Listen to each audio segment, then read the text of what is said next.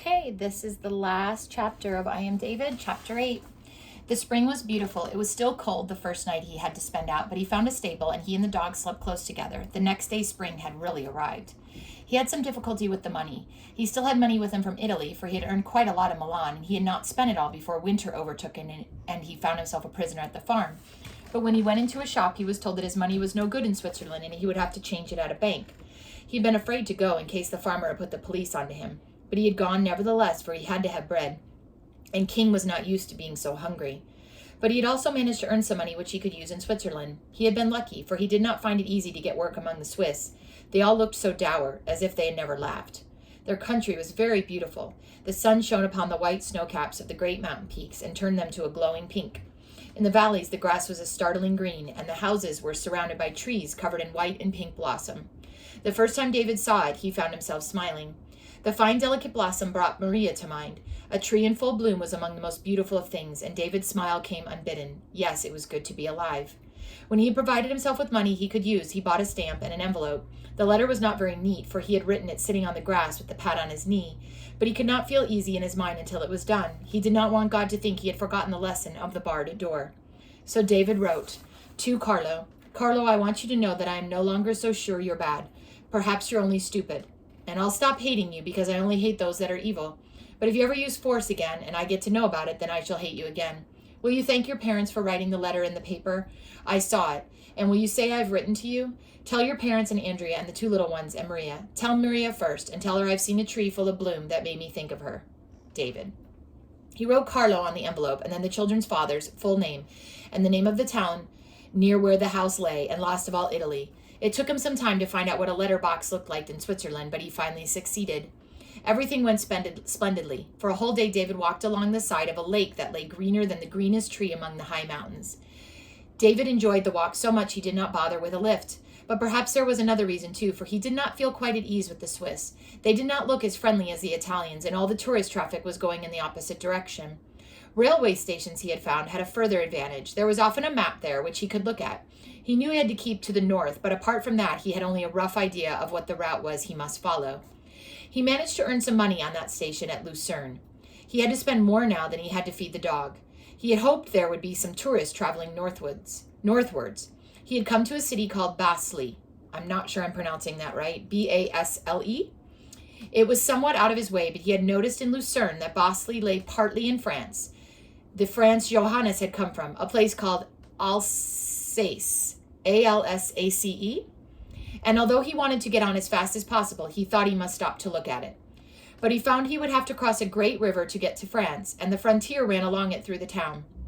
There was a road barrier and soldiers and passports to be inspected, and so David did not go into Alsace. Instead, he accepted a list from a Swiss, after all. He had left Basle, I don't know if I'm pronouncing them right, along the road that was signposted to Germany. The great lofty snow-capped peaks had been left behind now, and the mountains had become round and green and much less high. But the countryside was still beautiful, and David liked the look of the houses. They were quite different from those in Italy. They were not as pretty, but they were very, very clean, and they looked very gay with their window boxes full of flowers. Then he found himself at another frontier post. There were police about, but there was only a couple of them, and they were busily occupied examining a man's papers, a tall man from Switzerland driving a big car. So David turned off the narrow road, and when he saw he was out of sight, he ran up the hillside and back to the road on the other side of the barrier into Germany. But he had not been walking above a minute or two when a car pulled up in front of him, the one he had just seen at the frontier post. David was frightened. He had not looked at the man closely. Perhaps he was one of them? Why else would he have stopped? King seemed to sense his fear. The dog placed itself in front of him and growled at the man. "Well, my little vagabond, you slipped across that frontier pretty nimbly, eh?" King stopped growling, and David looked up quickly into the man's face. You could hardly say he looked as if he was in the habit of laughing. On the contrary, he looked worried and depressed, but kind and friendly too. Perhaps it was because his face was lined in a peculiar way that he looked so sad. "Yes," said David. What else could he say? Where are you going then?" "Brunswick." "Well, I'm not going as far as that, but I can give you a lift to Frankfurt if your dog can behave himself." David thanked him and said he thought King would sit still, but he did not know for sure, and the Swiss smiled and said he was honest at any rate. David felt uncomfortable. That was the worst part of it. He wanted to be honest, but he was always driven to telling lies. People questioned him, and then he had to fall back upon the story he had invented. The only point he was quite frank about was his name, for he was David, and that was something he would always stand by.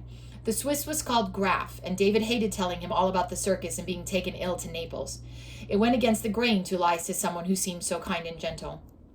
David thought the food the man gave him was quite delicious. King got something to eat too, and when they reached Frankfurt, it would have taken David a good many days to do that journey on foot. The man gave David some money, 5 of the coins they used in Germany. Marks, they were called. I'm not sure you aren't a little rascal, the man said, but you've a clever look in your eye, and your dog loves you, so you must be a good boy, whatever you are. You haven't run away from your parents, have you? The truth, David. David looked him straight in the face. No, I haven't run away from my parents, that's the truth.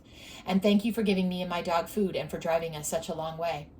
The Swiss stood watching him until he reached the corner of the street. Then he raised his hand and waved to him. Hesitantly, David raised his own and waved back, somewhat awkwardly, for he had never waved to anyone before. During the days that followed, David got several lifts, and King learned to lie perfectly still across David's feet so that no one could accuse him of being restless. People were always nervous of him at first, for he often looked as if he would bite, and he was very big. But when they saw how meekly he did everything David told him to, they would laugh and call him a sheep in wolf's clothing.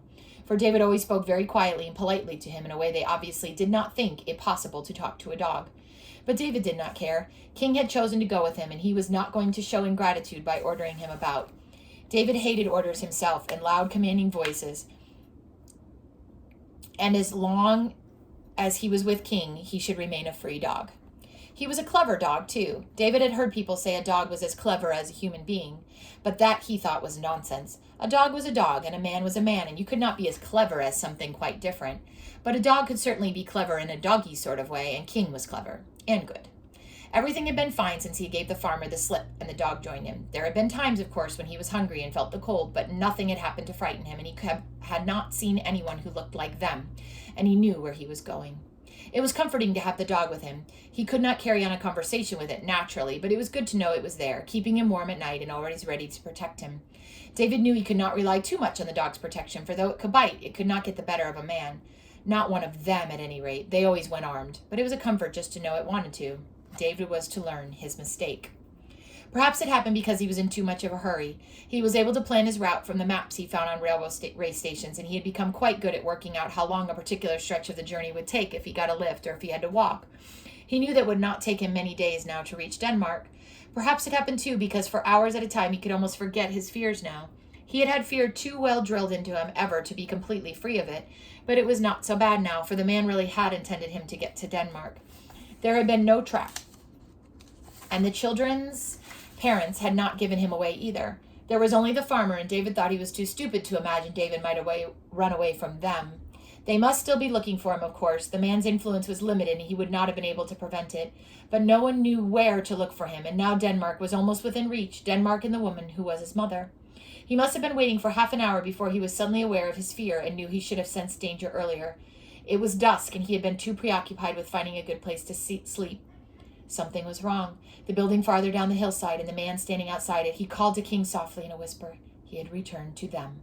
He lay as still as death behind a bush. It was fortunate King always did as he was told, and was now lying perfectly still by his side. How it had happened. There was no doubt about it. He was back among them. David knew the signs only too well. He was only too familiar with the way they looked. It must have happened when the dog ran over the fields. David would sometimes play with the dog. It would run off with a stone or stick in his mouth, intending David to chase it. David thought it was rather pointless, really, and not very amusing, but the dog liked it, and so David would join in to please it.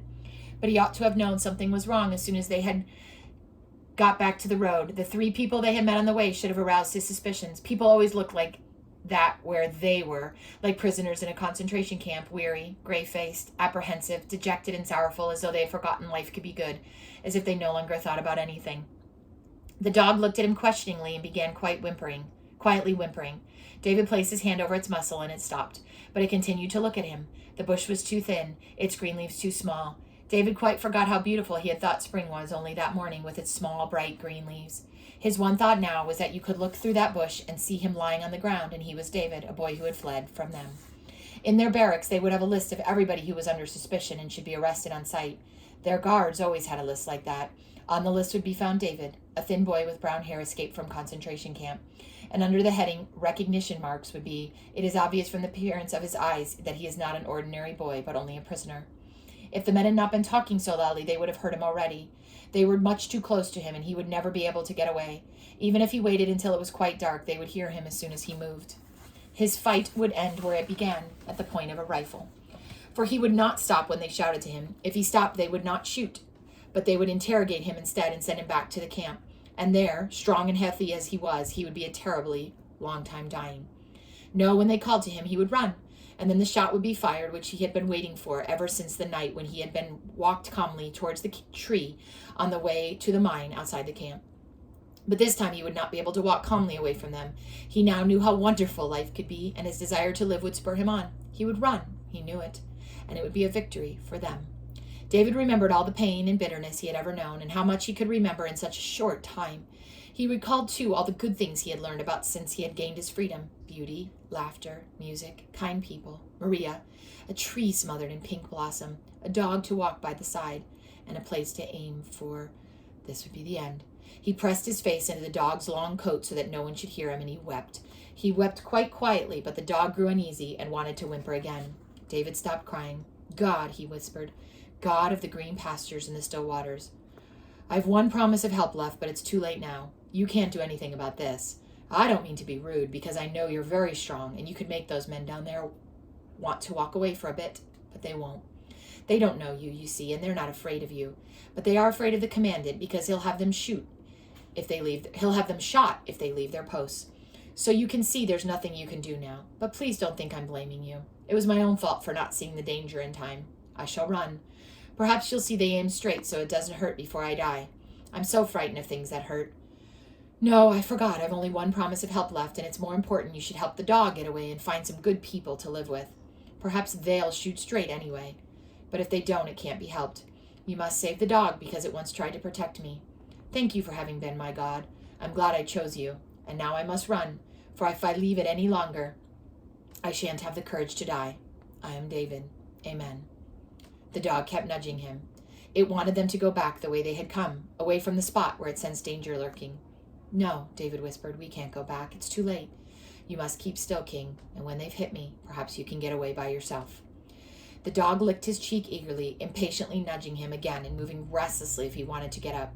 It nudged him once more and then jumped before David could stop it. In one swift second, David understood what the dog wanted. It did not run back the way it had come. It was a sheepdog, and it had sensed danger, and it was going to take David's place. Barking loudly, it sprang towards the men in the dark. Run! Something inside him told David, run, run! That was what the dog wanted him to do, so he ran. He hesitated a moment and then ran more quickly than he had ever run in all his life. And as he ran, he heard the men shouting and running too, but in a different direction. One of them yelled with pain. Then came the sound of a shot and a strange, loud bark from the dog. David knew the dog was dead. He went on running. He was some distance away now, and they had not heard him. But he ran on until he had left far behind the field where they had left the road an hour before. Then he threw himself down in a ditch, sobbing and gasping painfully for breath. He felt as if he would never be able to stop crying. Never. God of the pastures and waters, so strong that he could influence a person's thought, had let the dog run forward, although he knew it would be shot.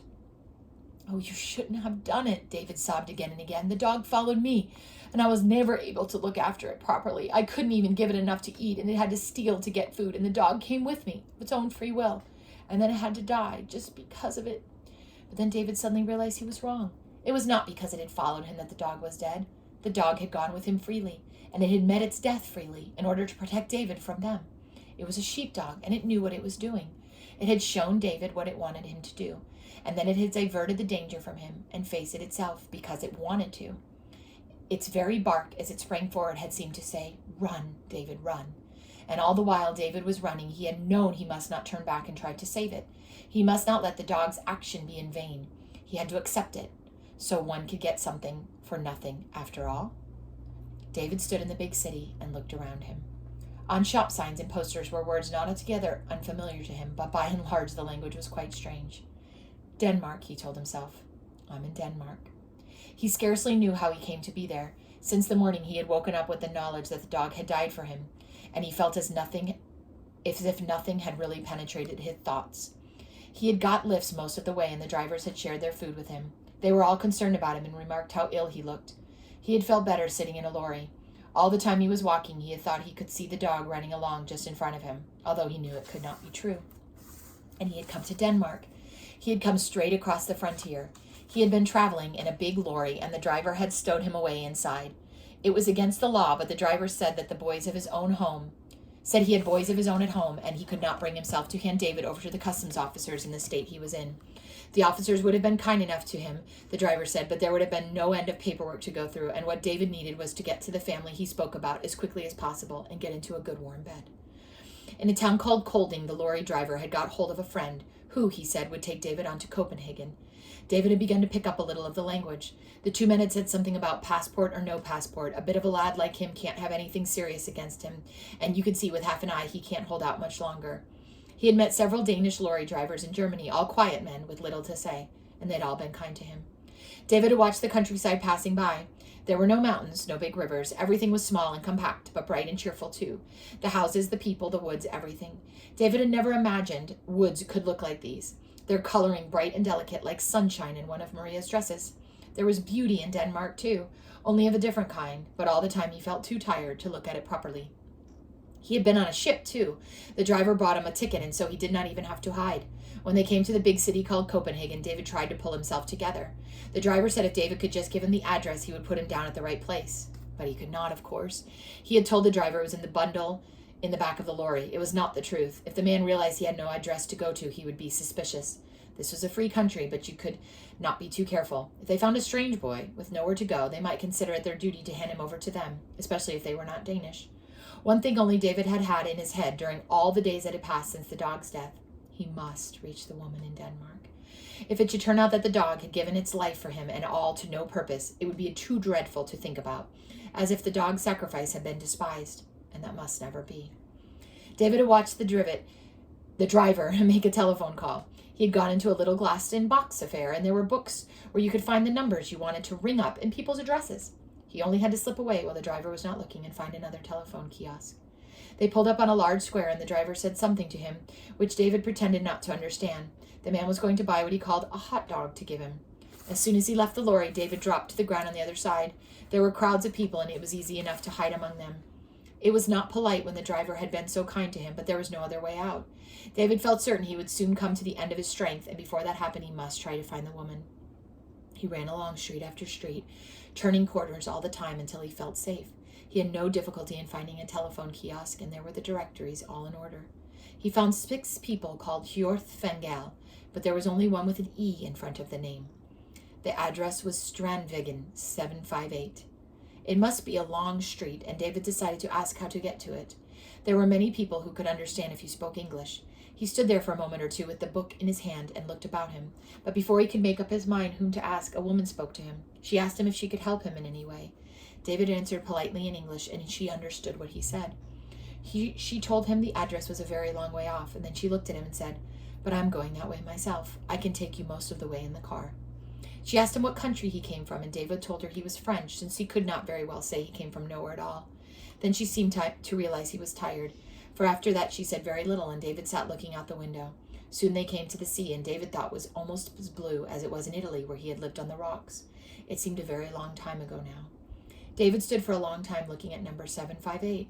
Everything smelt fresh and pleasant. There were trees everywhere with white and yellow and lilac-colored blossom.